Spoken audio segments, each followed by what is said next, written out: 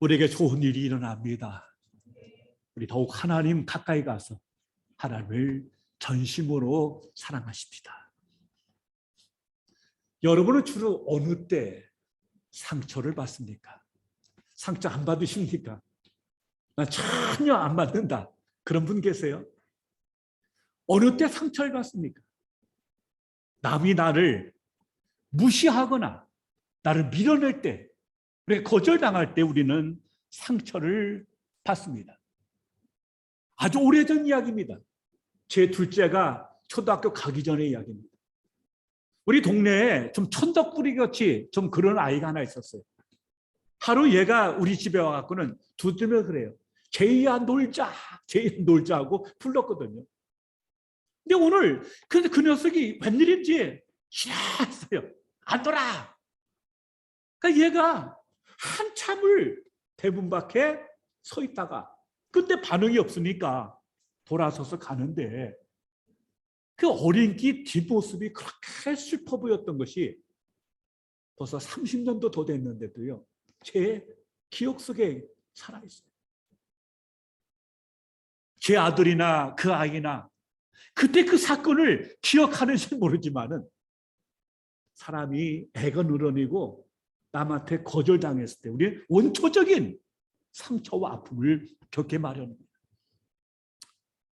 그 사람이 그저 스쳐 지나간 사람 그저 기분 나쁘게 끝나요.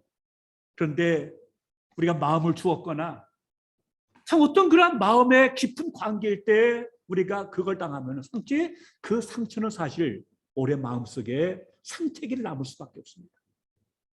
더구나 그 일이 어떤 개인적인 감정을 넘어서 그 사건이 국가의 장래에 흥망성쇠에 영향을 주는 사건이라면 그건 더더욱 중요하고 그 상처는 더 깊을 수밖에 없을 것입니다.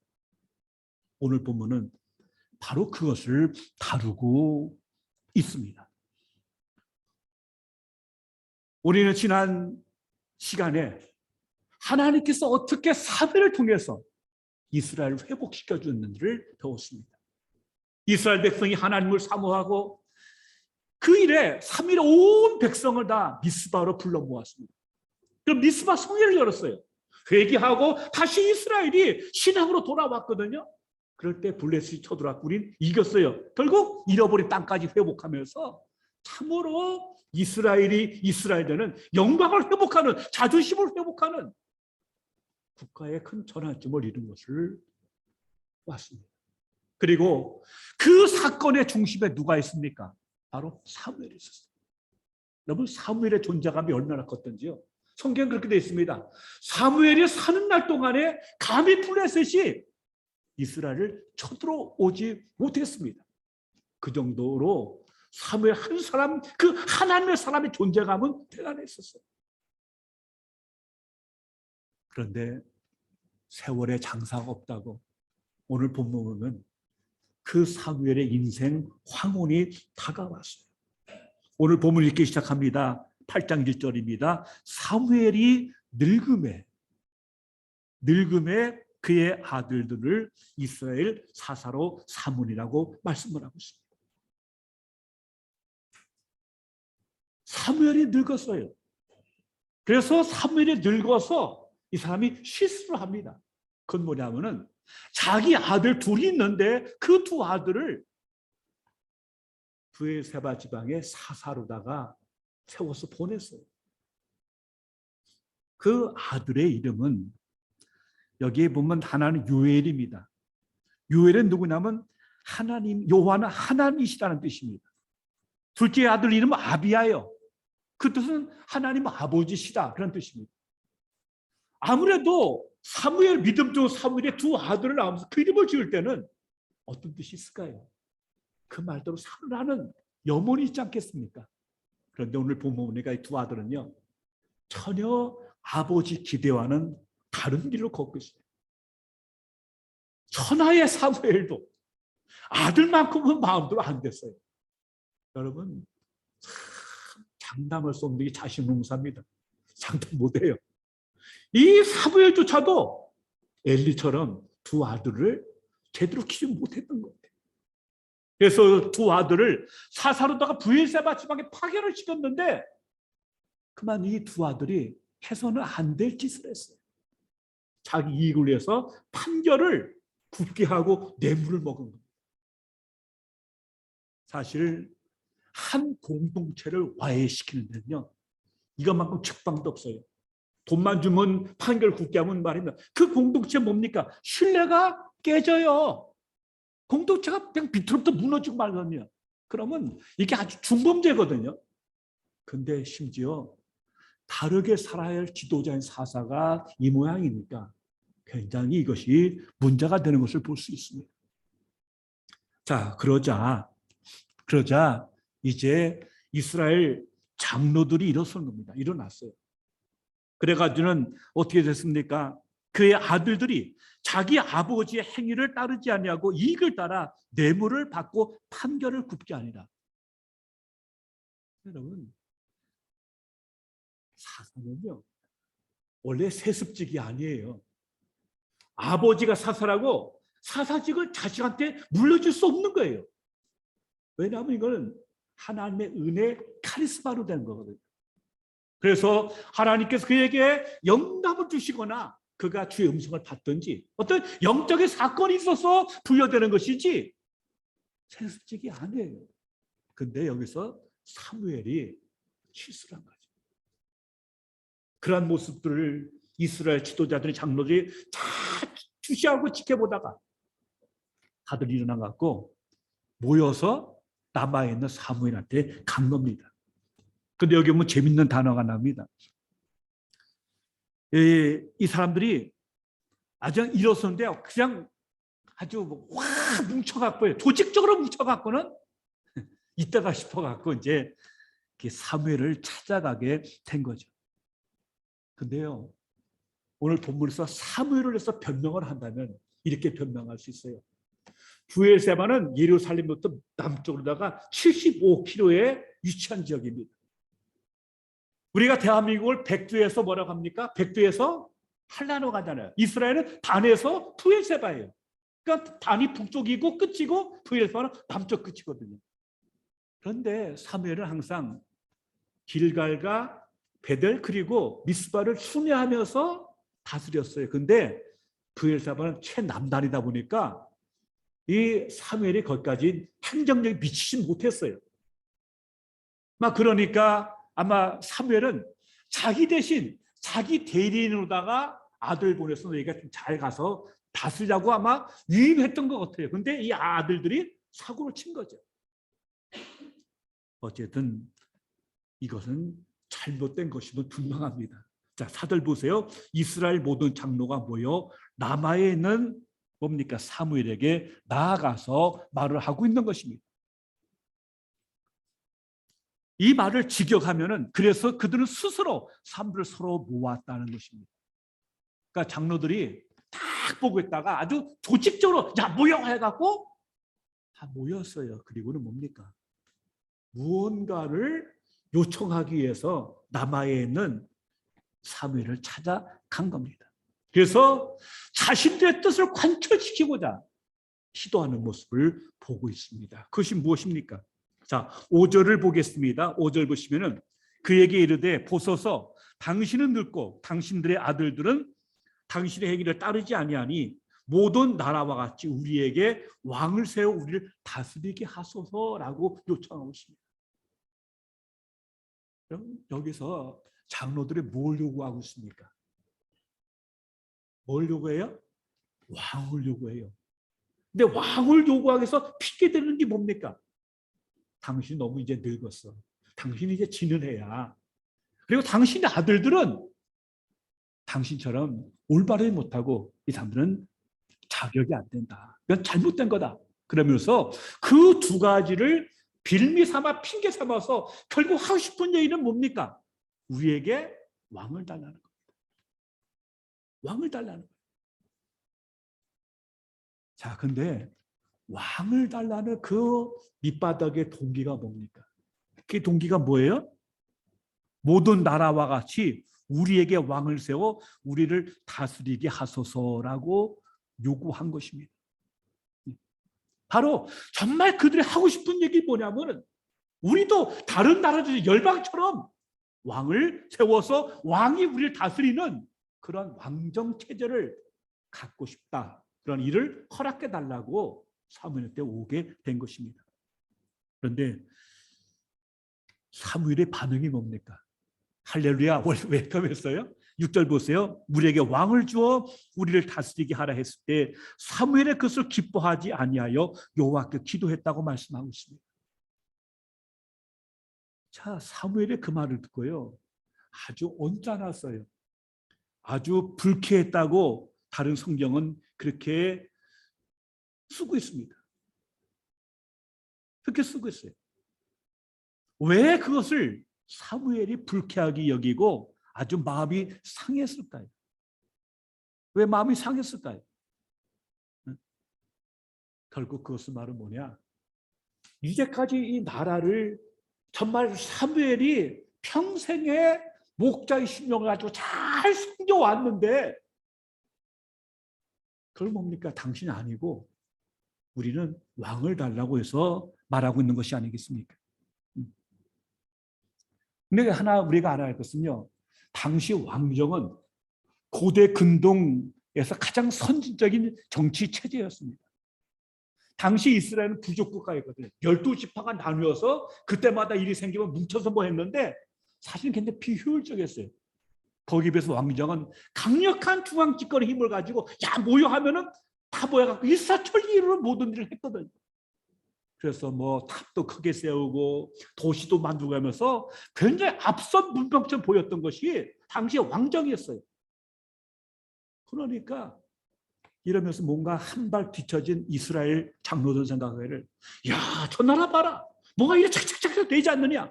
우리는 뭐 모여하면 뭐 지리밀만하고 이래갖고 안 되겠다 싶어갖고 이제 나라가 발전하려면 우리 왕정을 해야 한다. 그래서 뜻을 모은 것 같아요. 그러면서 이제 사무엘한테 말한 거죠. 당신은 늙었고 아들은 종모양이니까 안 되겠다. 우리도 왕을 세우자라고 얘기하게 됐던 거죠.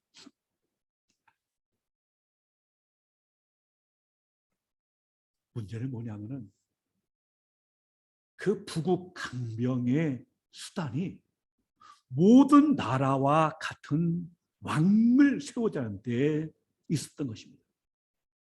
이 말은 뭐냐면 어떤 부국 강병, 돈과 명예와 어떤 그런 성장을 위해서 우리는 다른 나라와 같이 그들과 같이 되어야 하겠다는 얘기입니다.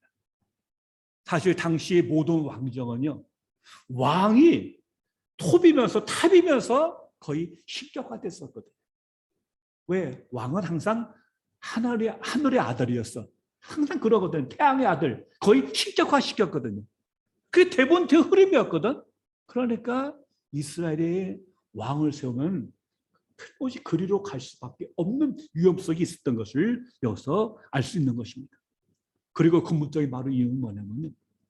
그건 근본적으로 이스라엘의 정체성에 도전하는 것입니다.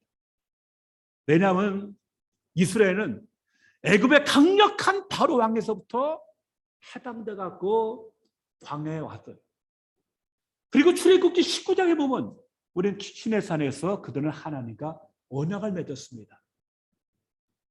너희들은 하나님을 섬기고 하나님 너희 아버지가 되고 그래서 너는 제사장 국가고 하나님의 거룩한 백성이라고 하는 근본 정체성의 핵심은 하나님과의 언약이거든요. 그 말은 뭐냐? 하나님이 그들을 다스리는 나라예요. 하나님이 왕이신 나라예요. 근데 이것을 뭡니까?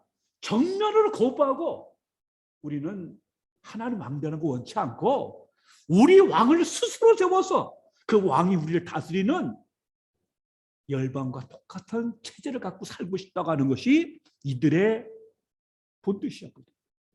이건 바로 뭐냐? 이스라엘의 근본 정신을 훼손하고 도전하는 지극히 불순종이고 불주장적인 태도였거든요. 오늘 여기서 이것에 문제가 생기고 있는 겁니다. 사실 왕정 자체는요. 이미 신명기 17장 14절 20절에 왕정이 이미 언급되어 있어요. 그러니까 왕정 자체가 문제가 아니고 왕정을 구하는 그들의 동기, 그들의 태도, 그들의 중심이 그게 이미 어긋난 겁니다. 잘못 나간 거죠. 그를 간파한 사무엘은 참 이게 언짢았어요. 왜? 그거는 어떻게 보면 첫째는 자기를 거부하는 거 똑같거든요. 그렇게 써왔는데 당신 말고, 당신 늙었을 이제 소용없고 이제 왕을 세우자.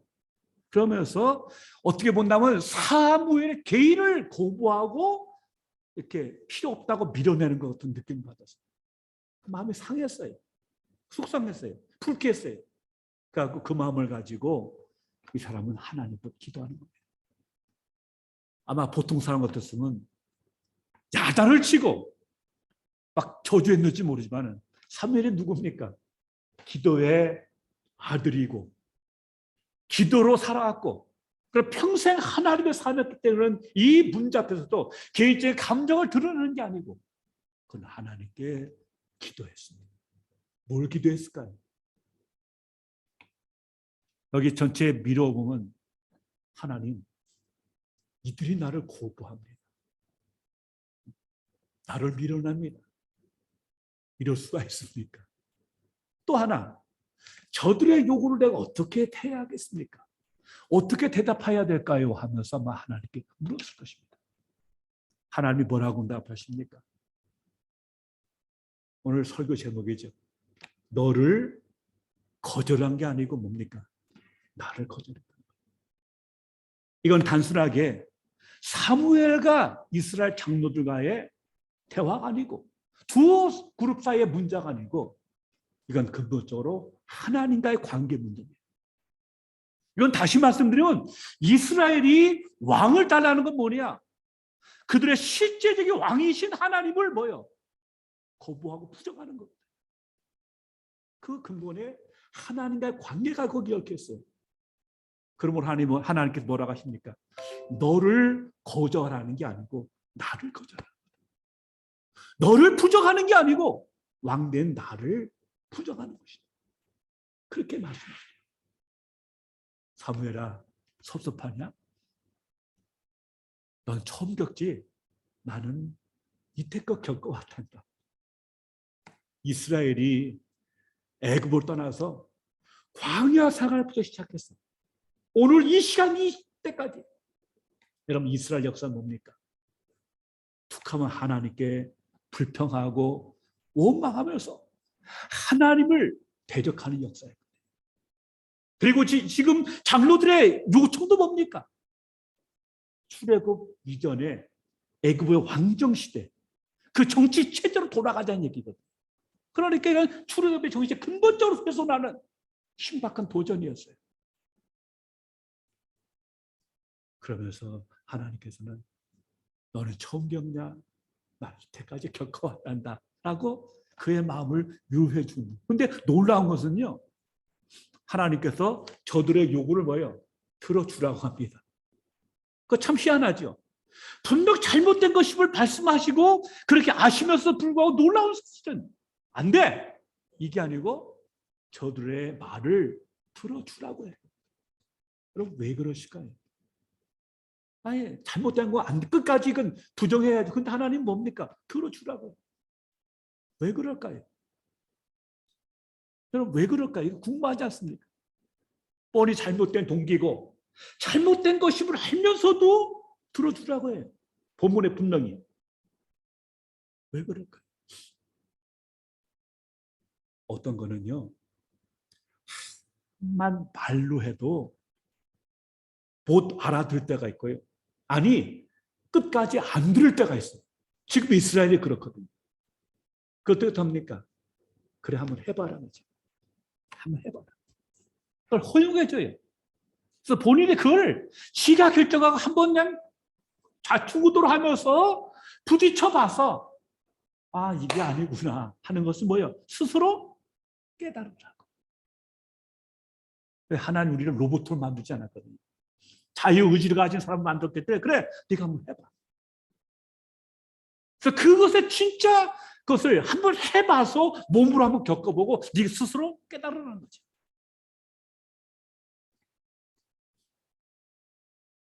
이것을 허용적 형벌이라고 합니다. 옳아서가 아니라 형벌적 차원에서 허용하는 겁니다. 그럼 탕자 비유 잘 아시죠?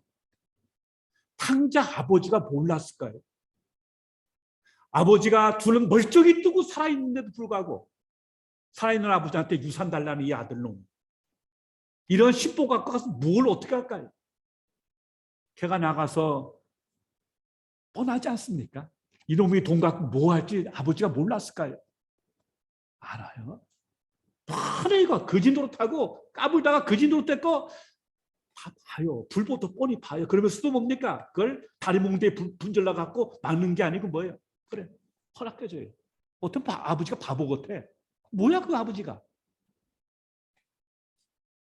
아버지는 다 알면서도 예, 그래, 가봐. 어떻게 됩니까?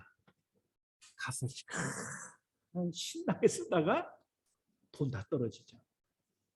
돈 떨어지자 뭐예요? 흉전 들어요. 가서 정말 나중에는 이스라엘 백성이 제일 싫어하는 돼지 치는 데까지 가서 심지어 돼지하고 먹이 갖고 경쟁할 정도가 비참한 데 떨어지죠. 그제서야 뭡니까? 그 아들이 제정신을 찾아요. 영어 성경 보면 제 자신의 자리를 돌아왔다고 설명하고 그 끝에 가서야 내가 잘못했구나를 온몸과 영혼으로 인정해요. 그리고 뭡니까? 돌아와요. 만약에 그 아들놈이요, 사람 시켜갖고 억지로 잡아왔다면 어떨까요? 또 나가요, 그러면. 죽으라고 나갈 거예요. 그러나 본인이 철저하게 깨닫고는 지발로다가 아버지 품에 돌아오게 하는 것, 이게 아버지의 포석이죠. 여러분, 하나님께서 인간을 때로 벌 내리실 때요, 제일 무서운 벌이 뭔지 압니까? 다리 몽둥이 분질리는 게 아니에요. 내버려 두는 겁니다. 이걸 전문용어로 묵이라고 해요. 정말 하나님의 제일 무서운 형벌은 뭐냐면요, 두들고 패고 이거는 그래도 괜찮아요. 마지막 형벌이 뭔지 아냐면 내버려 두는 거예요. 그래, 네 마음대로 해봐. 내버려 두는 거예요. 그래서 로마서 1장에 보면요, 이 인간들이 정말 선을 넘어갈 때 하나님은 내버려 둔단 말이 3번 나와요. 욕심대로 내버려 두사, 정욕에 내버려 두사, 악한 행실에 내버려 두는 거예요. 이게 형벌이에요. 이런 차원에서 오늘 하나님은 그 장로들의 잘못된 동기에서 잘못된 왕권을 구하는 것을 그대로 허락하라고 해요. 허락하라고 해요. 그래서 우리가 아는 사무엘 상하가 나오고 열왕기 상하가 나오고 역대기 상하사가 나옵니다. 그렇게 시작한 왕정은 첫 왕인 사울부터 시작해서 이스라엘 역사는 어쩌면 그 10왕, 그 많은 왕들 때문에 나라가 망하고 말. 나라가 망하고 말. 너무 큰 대가를 지불한 것을 역사는 말해주고 있는 것입니다. 오늘 본문에서 하나님 말씀하십니다. 너는 이들에게 왕정의 잘못된 폐해를 알려주라. 경고하라는 겁니다. 또 쭉 길게 얘기를 해요. 한마디로 뭐냐? 너희가 왕을 세우면 왕은 너희들 위해 군림하면서 너희들을 착취할 거라는 사실을 명백하게 예고합니다. 쭉 길게 얘기를 해요. 이 아들들 어떻게 하고 자식을 어떻게 하고 딸들 어떻게 하고 한마디로 착취할 거란 겁니다. 백성에 군림할 것이다. 근데요, 소귀에 경일기예요. 끝까지 안 들어요. 끝까지 안 들어요. 자, 19절 보세요. 8장 19절. 백성이 사무엘 말 듣기를 거절하여 이르되 아니로소이다. 우리도 우리 왕이 있어야 하리니 우리도 다른 나라들 같이 되어 우리의 왕이 우리를 다스리며 우리 앞에 나가서 우리의 싸움을 싸워야 할 것이니라 하는지라. 끝까지 안 들어요. 거부합니다. 마지막에 하는 말이 뭐냐면 왕이 나가 싸우도록 해야 될 거 아니냐까지 말을 하고 있어요. 이 말 참 기가 막혔을 겁니다. 왜 그래요? 사무엘이 기도해서 외부의 침략부터 이스라엘을 지금 평안 가운데 지켜주고 있지 않습니까? 왕이 한 게 아니잖아요. 일점 없습니다. 아예 안 들어요. 속의 경일기. 바로 이 사건 때문에 이제 사사시대가 끝나고 사무엘이 마지막 사삼이어서 이제 9장에 보면은 사울을 왕으로 세운 왕정이 시작되게 될 것입니다. 저는 이 본문을 묵상하고 설교를 준비하다가 고린도전서 3장 4장에 나오는 그 바울의 얘기가 생각났습니다. 거기 보면 바울은요, 사람을 세 부류로 나눕니다. 육에 속한 자, 그리고 육신에 속한 자, 영에 속한 자입니다. 영에 속한 자는 신령한 자라고 표현하고 있어요. 육에 속한 자는 뭐냐? 안 믿는 사람이다. 불신자입니다. 그 사람은 주의 일이 어리석어 보이고 웃겨 보여요. 이거는 말도 안 돼. 이건 아예 알아도 못 알아들을 사람. 영적으로 죽은 사람이니까. 문제는요, 육신에 속한 자입니다. 육신에 속한 자 누구냐면 예수 믿어요. 그러나 그리스도 안에서 어린아이입니다.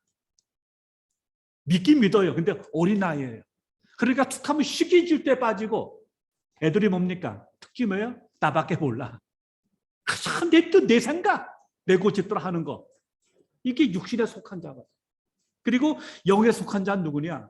주여 말씀하옵소서, 주의 종이 듣겠나이다라고 고백하면서 지키는 사람이 영에 속한 자, 신령한 자입니다. 그럼 여러분, 오늘 이 장로들은 어떤 사람들입니까? 신령한 자입니까? 아니면 육신에 속한 자입니까? 분명히 주의 뜻을 알리고 또 알리고 강조해도 끝까지 듣기를 거부하고 아니라는 겁니다. 우리 이렇게 해야 된다는 거예요. 결국 육신에 속한 자, 그리스도 안에서 어린아이입니다. 여러분, 어린아이가 결정한 것이 얼마만큼 유익하고 멀고 길게 보는 판단이 될 수 있을까요? 결국 어린아이 판단은 망할 수밖에 없고 잘못될 수밖에 없는 거 아닙니까?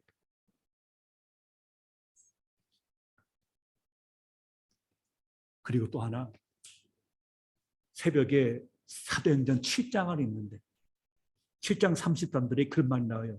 주께서 이르시되 내 발에 신을 벗으라.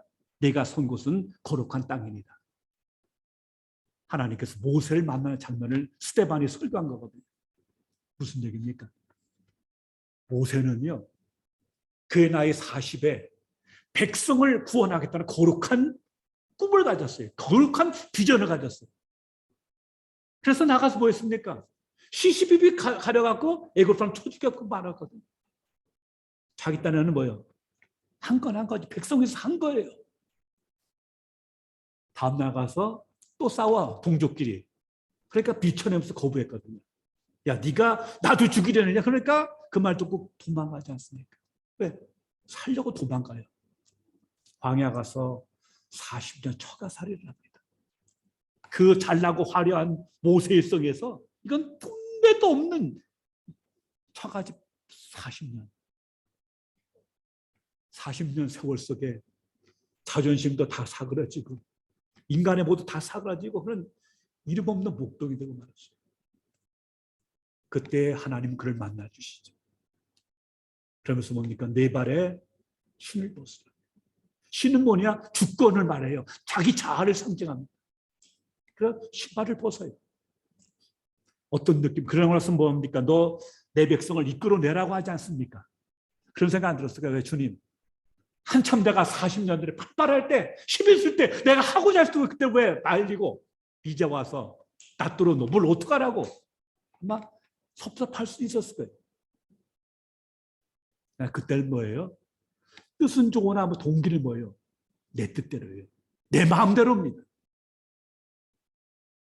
그러나 신발 벗을 때는 40년 세월이 흐르고 비로소 하나님 앞에 항복하고 내 생각, 내 뜻, 내 고집 다 버리고 하나님의 뜻대로 살아가는 사람이 된 겁니다.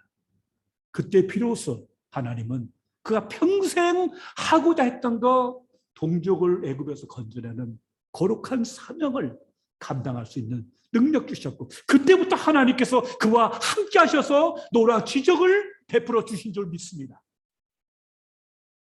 아무리 뜻이 좋아 보여도 그 동기가 내 생각, 내 뜻, 인간의 야망, 인간의 욕심, 인간의 것에 나온 거라면 하나님 상관없습니다.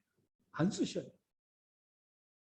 그리고 그 동기가 신발 벗고 무릎 꿇을 때부터 하나님 함께 하셔서 그때부터 신령한 자, 영에 속한 사람이 될 때 하나님 우리를 통해서 이 시대에 우리의 꿈을 아름답게 이루어가게 되실 줄로 믿습니다. 아멘. 이게 뭐예요? 하나님 뜻이에요. 계시록의 14장 4절에 보면 여러분 그리스도인이 누군지 아십니까? 딱 한 줄입니다. 어린 양이 어디로 인도하든지 따라가는 사람. 다시 말씀드립니다. 그리스도인이 누구냐? 어린 양이 누구예요? 예수님이죠. 예수님이 어디로 인도하든지 따라가는 사람, 그게 그리스도인입니다. 바울의 말로 설명하면 영에 속한 신령한 사람이죠. 그럴 때 비로소 하나님을 통한 뜻이 이루어지고 우리와 함께 하심으로 우리가 평소에 생각도 못하는 귀한 은혜 가운데 형통케 하시고 생명을 살리는 복된 삶이 될 줄로 믿습니다. 오늘 2022년 어떻게 사시겠습니까? 여전히 내 뜻, 내 생각, 내 야망, 내 비전, 내 거 고집하시겠습니까? 아니면 하나님 내게 말씀하시옵소서. 제가 듣겠나이다 하면서 온유하고 겸손해서 주님과 함께 주님의 일을 감당하시겠습니까? 선택은 오로지 내 몫입니다. 그리고 결과에 대한 책임도 내 몫입니다. 기왕이라면 주님과 함께 내 신발 벗고 주님 손잡고 주의 복된 역사를 만들어갈 수 있는 저와 우리 모두가 되시기를 주님의 이름으로 축원합니다. 기도하겠습니다. 아버지 하나님 감사합니다. 2020년 내 생각, 내 뜻, 내 포부, 내 야망 따라 움직이는 한 해가 아니라 주님 앞에 무릎 꿇고 신발 벗고 주님과 함께 나가는, 그래서 주님의 뜻과 소망을 우리로 살아내는 2020년 되게 하시고 이를 통해 하나님께 영광 돌리고 이 땅에 주의 나라가 더 확장되는데 보뜨게 쓰임만 우리 개인과 가정 그리고 교회가 되게 하여 주시옵소서. 예수님 이름으로 기도하옵나이다. 아멘.